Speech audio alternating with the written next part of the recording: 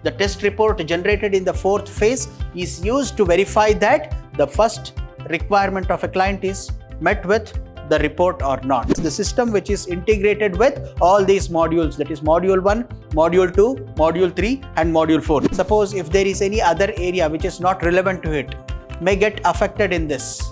That is going to be verified by regression testing. A stress testing is very, very important because when maximum load is given to the system, how it is going to respond.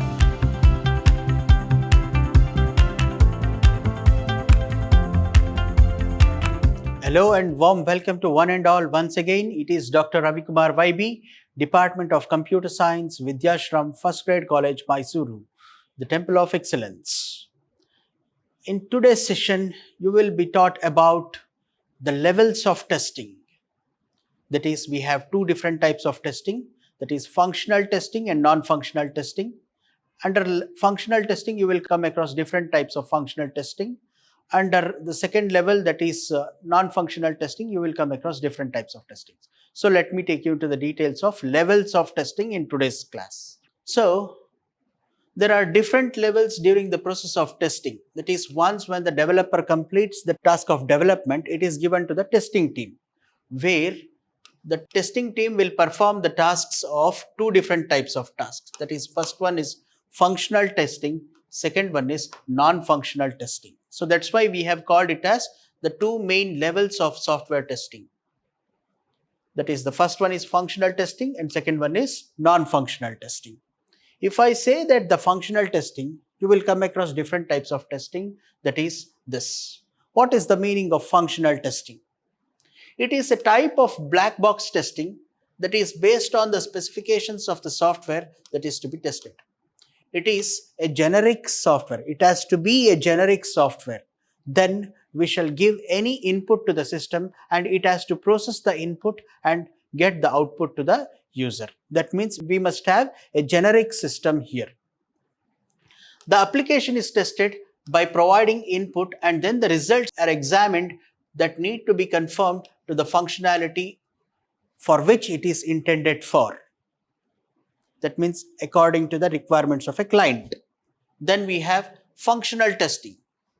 Functional testing of a software is conducted on a complete integrated system. That means all the modules, different modules are combined together to form the type of working of a system. That is done with the help of functional testing to evaluate the system's compliance with the specified requirements. Then functional testing can be determined in terms of different steps, that is step 1, step 2, 3, 4, 5. In this first step, the first phase includes the determination of the functionality that the intended application is meant to perform. That means keeping the software requirement specification, that is SRS, we will cross-verify whether all of the requirements are met. That is the first phase. In the second phase, the creation of test data based on the specification of the application. That means test case 1, test case 2, test case 3, so on up to test case N is conducted. For this test case 1, what is the output generated? For the test case 2, what is the output generated? For test case 3, test case N, all these are noticed. And the writing of the test case scenarios and the execution of the test case. That is, it has to be reported in the step 4. It has to be in the form of a document, that is documentation at the testing level. Then the comparison of the actual and expected results are compared based on the executed test cases. That is, the test report generated in the fourth phase is used to verify that the first requirement of a client is met with the report or not. That is, with the software is going to be cross-verified. That is 1, 2, 3, 4, 5. These are the requirements of a stakeholder. Then whether first one is met, yes, we will put a tick mark. Then we'll put tick mark here. Then third is met. Fourth is not yet met. Then fifth is not yet met. Then we will send it back to the development team, wherein they will start developing the model for fourth and fifth. So this is how they are going to verify and validate the documents based upon the test report generated by the testing team. If that is the case, What is the meaning of functionality testing in more detail? As I have already told you that it is a black box testing. That means it must be generic enough to work for all the types of possible data input given by the user. This type of testing is performed by developers. What is that? Unit testing. As soon as he develops a code, as soon as he transforms the algorithm into the type of coding, he performs a testing at that level. That is for individual modules. That is called as a unit testing. Before the setup is handed over to the testing team to formally execute the test cases. Before the completely integrated model, that is module 1, module 2, module 3, module 4, everything is integrated into one single project and it is delivered to the testing team. Before it is delivered to the testing team, individual developers will perform their testing at their level of testing. That is called as a unit testing. Then, unit testing is performed by the respective developers. See, observe here. On the individual units of the source code assigned areas. The developers use the test data that is different from the test data of the quality assurance team. QA team, that is quality of assurance. In short, we will call it as QA team. That means all the requirements are met according to the requirements of a stakeholder is cross-verified. The goal of the unit testing is to isolate each part of the program and show that the individual parts are correct in terms of requirements and functionality. But the testing team comes into the picture only when these individual teams performs the test and it is integrated together to form an integration testing. The integration testing is carried out when all these modules are combined together and whether it is working in the overall environment. That is cross-verified. That is called as an integration testing. Then what is the limitation of unit testing? That is, testing cannot catch each and every bug in an application. That means every bug has to be cleared. It is impossible to evaluate every execution path in the software application. That is same as the one with unit testing. It is impossible to perform the operations or to evaluate the execution path because there would be many conditional statements and the for looping statements. All those logical path must be derived from the code written by the developer. So it is very difficult to assess at the time of unit testing. That is one of the limitations of that. There is a limit to the number of scenarios and the test data that a developer can use to verify a source code. That is by giving input before it is delivered to the testing team and before the testing team checks the requirements of a stakeholder with the SRS, the software developer also carries out the testing. That is by giving certain possible set of input combinations. For those combination of input data, what is the output produced by the system that is developed by the developer? That has to be cross-verified. So after having exhausted all the options, there is no choice, but they have to stop the unit testing and merge the code segment into with other units. That is called integration testing. That goes to that. Then integration testing. Yes, you will come to the integration testing. Integration testing is defined as the testing of the combined parts of an application to determine if they are functioning correctly. That is, integration testing can be done by two ways. That is by bottom-up integration testing, top-down integration testing. Please see to it here we have bottom-up integration testing as well as top-down integration testing. Once when all these modules developed by individual team, for example, team 1 is handling one module, which consists of 4 members. Team 2 consists of 5 members. These 5 members are handling the module 2. Module 3 is handled by team 3, which consists of 10 members. Then module 4 is handled by 10 members, consists of 10 members. All these 10 members are handling the module 4. Once the output, that is module 1 developed by team 1 is integrated with team 2, that is the module developed by team 2. Then with all these, how the data flows from one module to another module. That is cross-verified with integrated system. That means the system which is integrated with all these modules, that is module 1, module 2, module 3 and module 4. The integrated system is cross-verified by whom? The integration testing is done by the testing team. So we classify that into two types. That is, one is bottom-up testing and the other one is top-down testing. This testing, bottom-up testing, begins with unit testing followed by the tests of progressively higher level of combination of units called the modules or builds. From these individual modules, which module is producing the output for which module, that is going to be verified. That is called as a bottom-up approach. From the top-down approach, the entire system is considered there. In this testing, the highest level modules are tested first and then progressively lower level modules are tested. In comparison, software development environment, bottom-up testing is usually done first, then top-down testing is done. That means first bottom-up testing, then top-down testing is carried out.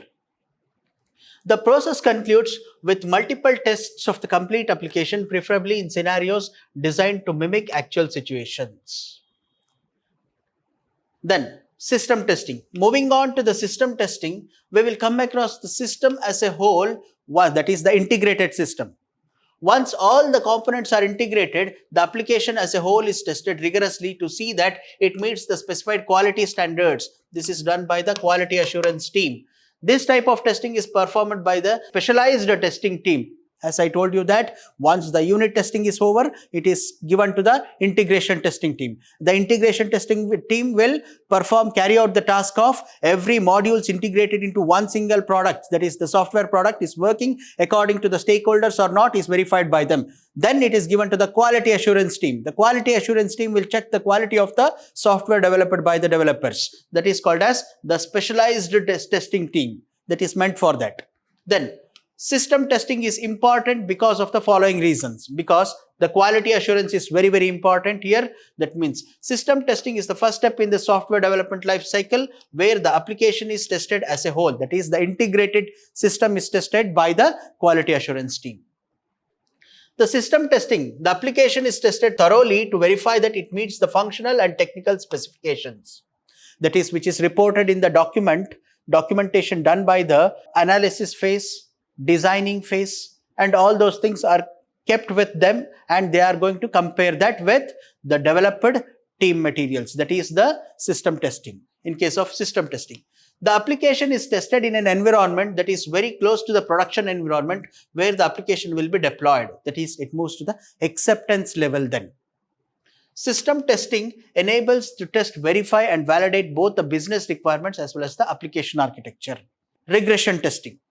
Moving on to the regression testing, the regression testing is a software application that is made. It is quite possible that other areas within the application have been affected by this change. That means, suppose if there is any other area which is not relevant to it, may get affected in this.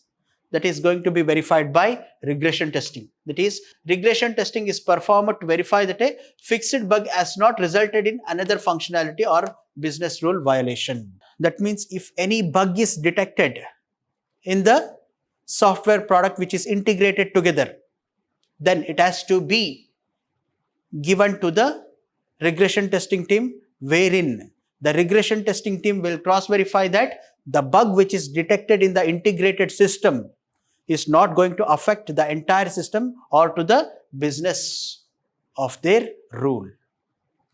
The intent of regression testing is to ensure that the change, such as bug fix, should not result in another fault being uncovered in the application. That means fault in one of the module must not pose a threat, must not give a problem to the other modules. That is the reason we are trying to use the regression testing. Then we will come across the acceptance testing after this regression testing. The regression testing is important for two reasons. The first one is minimize the gaps in testing when an application with changes made has to be tested. Suppose 4th and 5th requirements are not met. That has to be given back to the development team, where the development team will incorporate the necessary changes required in it, and then it has to be cross-verified by the regression team. That is, earlier it was given to the development team. Whether all of those incorporations have been done in that is going to be cross-verified by the regression team. That's why we require the regression team to minimize the gaps which was observed in the previous iteration. So, testing the new changes to verify that the changes made did not affect any other area of the application. That is, if there is any changes made in one of the application, that must not get affected by another application. So, that is the reason we are going to have the regression testing.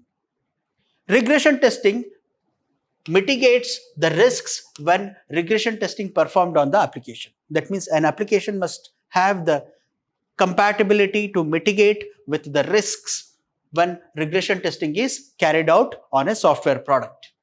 Then test coverage is increased without compromising the timelines. That means including the regression testing, integration testing, and all those things must not affect the timelines, that is the deadline fixed for the delivery of the software product. Increase the speed of the market, speed to market the product. That is also another important type of reason for having the regression testing. Then acceptance testing. This is arguably depends on the quality assurance. Once when the quality assurance team, QA team delivers a report, that is, this is what the quality of the software product, that has to be accepted by the acceptance team. That means the QA team will have a set of pre-written scenarios and test cases that will be used to test the application. This is given to the quality assurance team. The quality assurance team will once again check that more ideas will be shared about the application and more tests can be performed on it to gauge its accuracy and the reasons why the project was initiated. Everything must be cross-verified at the acceptance testing. This acceptance testing is carried out by the team with the stakeholders. Acceptance testing are not only intended to print out simple spelling mistakes, that is cosmetic errors or interface gaps, but also to point out any bug in the application that will result in a system crash or which is going to affect the other modules of the project. So in order to avoid all those things, we will consider the acceptance testing. By performing the acceptance tests on an application, the team will reduce how the application will perform in production, that is in the development time. There are also a legal and contractual requirements for acceptance of the system. That means they will be having a memorandum of understanding with the stakeholders that all these requirements would be met in our software product. So according to the memorandum of understanding, they must have the acceptance team to share the information which is deployed in the software product with the stakeholder. They have to have a discussion that this is what the requirement mentioned by the stakeholder and we have incorporated it in our software product. We have to give the complete information to the stakeholder stating that the requirements of the stakeholders is met in this software product. So we need a acceptance testing report at the final stage. It also includes the alpha testing, that is this.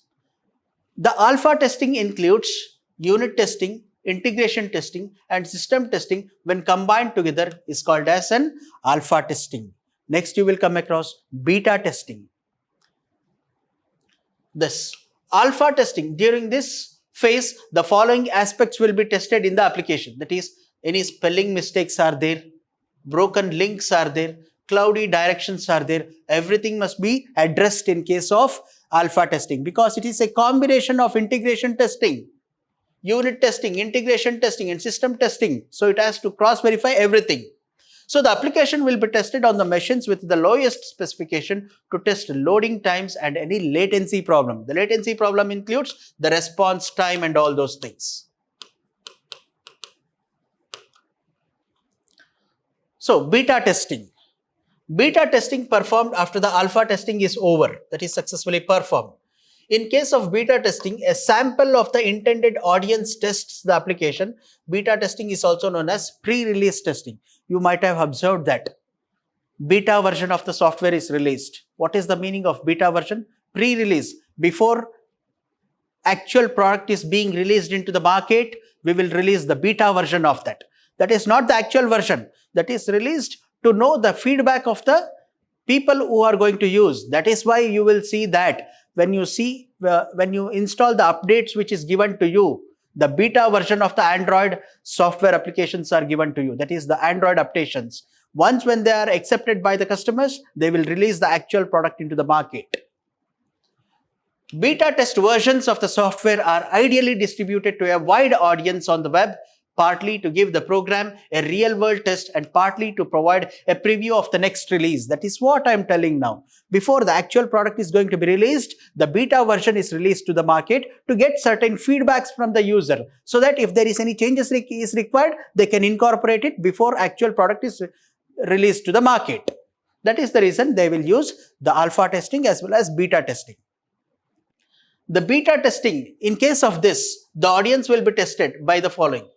users will install the product into their local system, run the application and send their feedback to the project team. The same thing as I told in the previous slide. Then typographical errors. If there is any typing mistake is there, then confusing application flow and even crashes. Even the system may crashes at that time. So that's why even when you install the beta version of the software in your mobile phones, there is a possibility of crashing. So that's why it is not intended to use the beta version of the software. Always we have to use the completely developed version of the software. The beta version of the software is released to the market only for the purpose of getting the results. What is their feedback from there, from the user's end, that is going to be collected with the help of beta testing. Getting the feedback, the project team can fix the problems before releasing the software to the actual users. Please see to it here, observe here. The more issues you fix that solve real user problems, the higher the quality of your application will be. That means obviously the quality of an application will be better than the beta release version. So having a higher quality application, when you release it to the general public or to the market, the user customer satisfaction also increases. Then moving on to the second level of testing, that is non-functional testing. The non-functional testing involves certain attributes, that is black box testing, gray box testing, white box testing, everything comes here. That is, non-functional testing involves testing a software from the requirements which are non-functional in nature, but important, such as performance, security issues and user interface issues. All those comes under the non-functional requirements. Some of the important and commonly used non-functional testing types are discussed below in the next slide. That is network delay, client server processing, database transaction processing, that is transaction operations, delay that has taken place, everything is considered here. Load balancing between servers and data rendering, all these are considered as a important parameter, that is performance parameters. If there is any such parameter which affects the system, then obviously that results in the degradation of the software product. So in order to consider the improvement in the performance, everything must be considered here. That is network delay, client server processing, then database transactions processing, load balancing servers between servers and data rendering. Everything is considered here. Then speed, that is the response time. Once when the input is given to the system, what is the time taken by the system to produce an output? Then what is the time taken by the entire system, that is including the waiting time as well as the response time. Then the data rendering and accessing, the same thing. When the input is given to it, what is the service? What is the time taken by the system? That is called as. Then capacity, performance testing includes all these type of metrics, that is speed and capacity. Performance testing also includes stability testing and scalability testing. Whether when the input is given to the system, it is stable enough to work for a longer period of time. That is called as a stability. Then scalability. If I incorporate any new feature into the next release, is it possible to incorporate the new features into the system? That is also cross-verified. That is called as a stability testing. That is performed by the performance testing. The performance testing can be either qualitative or quantitative and can be divided into different subtypes such as load testing and the stress testing. Because the load testing is very, very important. When you give any input to the system must have the capability to handle the data given by the user. Then it is called as a load testing. The load testing is one such type of testing which is very, very important at the time of acceptance testing. Then we have stress testing. What is the meaning of stress testing? That is, it has to work for the longer period of time. That is, it has to be stable enough to work in all the conditions, even in the conditions of interoperability. That is why it is called as a stress testing. The load testing, it is a process of testing that the behavior of the software by applying maximum load in terms of software accessing and manipulating the large input data, as I told in the previous slide. That is, it can be done both normal and peak load conditions. That is, maximum input is given to it to understand that what is the utilization of the system attributes, whether it may be in terms of time or it may be in terms of CPU, that is CPU time in terms of cycles per second, everything is measured there. This type of testing identifies the maximum capacity of software and its behavior at peak time. When the maximum input is given, maximum load is given to it, what is the response time of the system? What is the behavior of the system? How it is going to produce the output to a user? What is the time taken to produce the output? Everything is calculated in the time of load testing. Most of the time, load testing is performed with the help of automated tools such as Load Runner, App Loader, IBM Rational Performance Tester, Apache JMeter, Silk Performer, Visual Studio Load Test, etc. There are different types of testing tools, that is automated testing tools. Along with that, we have manual testing tools. But in case of manual testing tools, the manual tester who tests the system will keep a note of the test case 1, test case 2, test case 3, test case 4, so on up to test case n. So in all these cases, he has to give the input manually by the tester. But in case of automated tools, it is not at all possible. That means the testing tools like this Load Runner, App Loader, all these are testing tools which makes them easy to analyze and understand the requirements which is specified in the SRS with respect to the finally accepted module. That is, virtual users, V users, are defined by the automated testing tools, and the scripts is executed to verify that the load testing for the software, that is, the number of users can be increased or decreased concurrently or incrementally based upon the requirements. Even when the number of users are increased, the number of load balancing must be performed. That is, the load balancing is very, very important. Then we have a stress testing. As I have already told you that a stress testing is very, very important, because when maximum load is given to the system, how it is going to respond. That is, how the input is going to be processed by the system and what is the output generated by the system at the peak load of time. That is, it includes the behavior of the software under abnormal conditions. For example, it may include taking away some of the resources or applying the load beyond the load limit. That is called as stress testing. The aim of the stress testing is to test that the software by applying the load to the system and taking over the resources using the system to identify the breaking point. Is there any possibility of failure in the system? All those measures are considered at the time of stress testing by giving more input, by giving more load to the system. That is, if it is an online application, OLTP, online transaction processing or processing system, then what is the time taken to respond for the input given by the user? Because there are multiple users who are going to use the same software at the same time. What is the response of the system? Maximum peak performance is expected. When the stress is more than the load balancing limit, then how it is going to respond for that? That is called as a stress testing. This testing can be performed by testing different scenarios.